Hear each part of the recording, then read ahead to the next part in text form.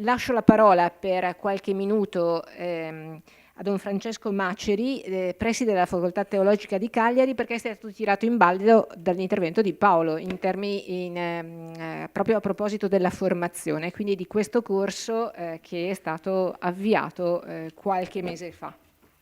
Grazie. Buongiorno. Nel mio cartellino c'è scritto relatore, ma non sarò un relatore, nel senso che giusto voglio rivolgere un saluto ed esprimere alcuni sentimenti miei personali, ma diciamo di tutta la comunità accademica della Facoltà Teologica della Sardegna. Il primo sentimento è quello di una gratitudine vera, sincera, non formale, verso l'assessorato al turismo, all'artigianato e al commercio, perché ci ha coinvolti come facoltà teologica e quindi ha avuto anche fiducia, ecco, nelle competenze dei nostri docenti. Quindi è un grazie di cuore. Il secondo sentimento, direi un sentimento di soddisfazione reale, ma sottolineerei più l'aggettivo reale che non il sostantivo soddisfazione, perché altrimenti potrebbe sembrare una sorta di autocompiacimento.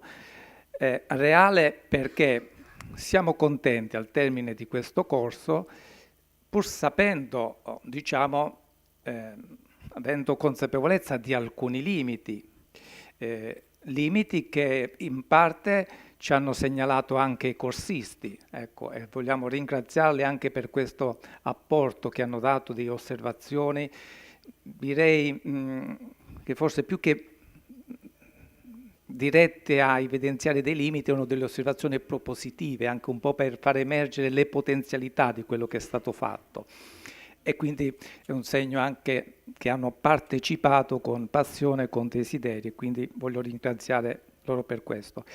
Ecco, quindi soddisfazione, ma appunto consapevole dei limiti. Un primo limite qual è? Come è stato ricordato poco fa, veramente ci siamo trovati dinanzi, ecco, a preparare, non improvvisare, ma a preparare un'iniziativa che è nuova, a sviluppare un'idea originale, quindi in qualche modo questo corso ha avuto un carattere anche sperimentale, però appunto preparato, abbiamo fatto diversi incontri, non è improvvisato. Va da sé che molte cose si capiscono dopo, è l'esperienza che ci istruisce, anche noi che facciamo appunto studi accademici, poi alla fine è l'esperienza che ci insegna. Ecco, così come alcune diciamo, questioni che possono riguardare l'organizzazione, i problemi del tempo, della distribuzione nel tempo dei corsi, ecco, sono emersi diversi elementi sui quali appunto lavoreremo, anche diciamo, l'organizzazione dei corsi. Ecco, però sostanzialmente direi che veramente c'è una grande contentezza, soddisfazione. Credo che alla fine sia rimasta anche nei corsisti un gran desiderio di approfondire questo. La terza cosa è che credo che effettivamente l'opportunità, il vantaggio, forse non lo so, dovremmo dire anche il dovere che abbiamo, ecco, di continuare. Continuare innanzitutto la ricerca, e questo lo dico per noi come facoltà, per noi come docenti, che evidentemente abbiamo già una competenza, ma credo che abbiamo anche bisogno di continuare la nostra ricerca proprio per migliorare sempre di più la proposta.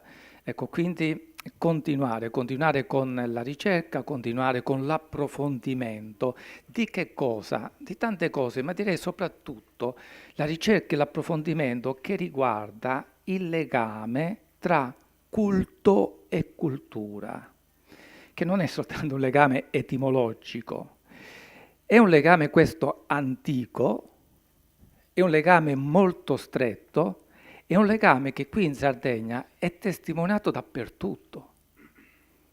Allora direi anche mirare sempre di più alla formazione di guide che sappiano leggere in una chiesa, in un monumento, in un retablo, tante cose, ma anche questa fusione, questa collaborazione, questa commistione feconda di fede e cultura, di culto e cultura, no? E quindi poi saperlo anche esprimere. Ecco, questi sono un po' i miei sentimenti. Concludo allora ringraziando di nuovo l'assessorato, ringraziando i corsisti. non ho detto nulla sul corso perché, se volete delle informazioni fondamentali, lo trovate su questo Deplian che sta nel banco della reception, ma soprattutto per chi fosse interessato e volesse approfondire i contenuti del corso è imminente la pubblicazione, ecco, di un volume che raccoglie tutte le lezioni e quindi metteremo a disposizione di tutti il lavoro che è stato fatto. Grazie per l'ascolto. Don Francesco, resti un attimo.